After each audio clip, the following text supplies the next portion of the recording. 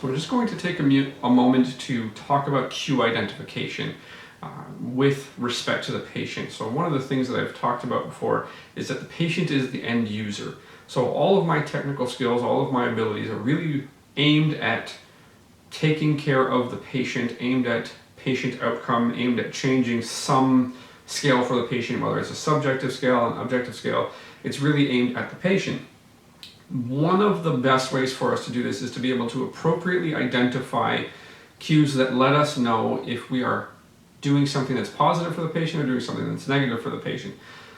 The key initial cue in osteopathic manual therapy and most other hands-on therapeutics would be essentially motion identification, or smooth motion or restricted motion, motion identification generally. So just as a general example, I need to be able to identify if the arm is moving appropriately. So just as a very, very broad thing, I can lift the arm and I can move it. So if I expect to be able to keep the arm in plane with the table and be able to go through a nice smooth arc, and it does this, right, it starts to shoot up, then what I have is I have the ability to, at that point, identify that there's a difference between expectation and reality. So my expectation is that the arm should be able to stay down here, but if as I'm testing, the arm goes up here, I've been able to identify a cue for motion dysfunction. And we can term it other ways, but the idea that the motion that I'm looking for is not the motion that occurs. I can compare that side to side in the body, but at least on some level, I have an opportunity to identify a cue of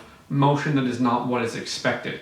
So if the patient comes in complaining about their right shoulder and I test the right shoulder, I expect the arm to be able to go on a nice smooth arc, and it does not, right? It kind of shoots up towards the ceiling. It hasn't done what I believe it should be doing.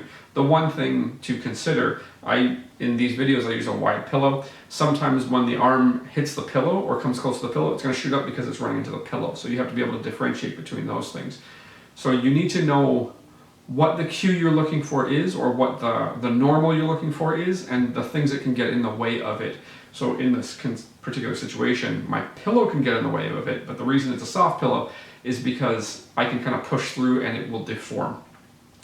That being said, when you're actually more hands-on, when the patient is moving themselves, so it's kind of both, you're going to be looking for the opportunity to identify discomfort for the patient. So let's just say I'm working in the medial scapular border, right? So my hand goes under the back and the shoulder blade. I can't see what I'm working on, and I'm moving around, and I come to an area that I have no idea how it's going to feel for the patient, but I identify something that is different. So all the tissues are soft in the area, and then there's this one area where the tissues are hard, and I go to test it.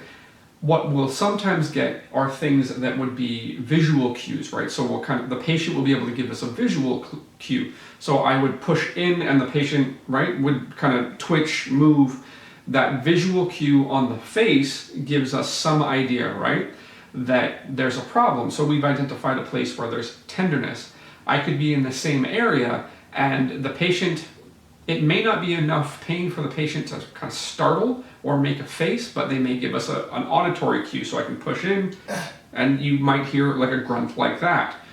Another thing that can happen is essentially avoidance, right? So I move into the area and they kind of roll away from me, right? So that's another cue. Sometimes you'll get mixes, so you'll get a mix of, say, avoidance and auditory, right? So something like that, right? So obviously we're hamming it up a bit, trying to give you some visual identification of this or visual representation of this, but you have cues that you're looking for to allow you to pay attention to the patient, or not necessarily that you're looking for, but if you identify them, then you can tune into the patient. So the area that I was in, I should know that that's tender because the patient will give me a face, they'll give me a like a grunt, or they'll move away, or some combination thereof.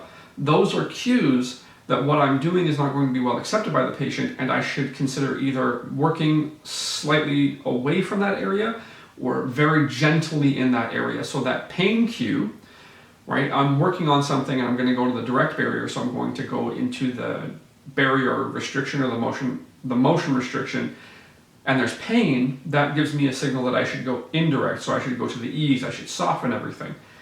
These cues from the patient allow us to make better clinical decisions as to how we proceed with what we're doing. So again, we have motion cues, it's not moving appropriately. For that, we should ideally be using our eyes. That is the thing that we're going to be able to trust the most. Our palpation is trustworthy to a degree, and it's more trustworthy if we do the same thing for a very long period of time. We train ourselves to do the same thing over time. We get a little bit more trustworthy, but I wouldn't trust it enough. This is why I talk about multisensory integration. Keep your hands and eyes on the prize. I'd rather see it than feel it.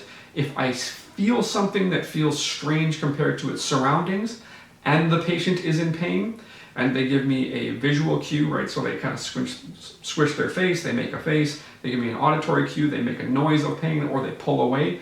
Those are other cues that are going to be multisensory for me. So I'm going to see it and I'm going to feel it. I'm going to feel something odd. They're going to give me a visual cue, so I have to put those together. But that's a decision-making point with the patient as the end user. If I continue to do what I'm doing, I'm just going to hurt and aggravate the patient. If I change my tactic, if I change my approach, and in a case like that I went indirect, I made the soft tissue soft, then I've used those cues that present themselves to make a good patient decision.